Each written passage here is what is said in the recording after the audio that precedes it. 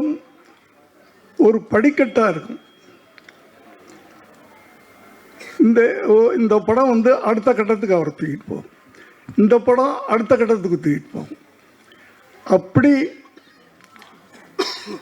அமைஞ்சது தான். முதல்ல சட்டபுரட்டரை, அப்புறம் சாட்சி அவரை நிலைநிறுத்திச்சு.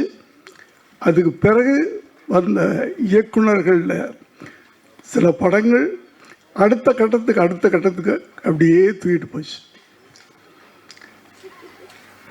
இந்த படத்தில் தான் கேப்டன் அப்படின்னு இன்னைக்கு வரைக்கும் அவர் பேரே மாறி போச்சு. அது இந்த படத்து மூலமாக தான்.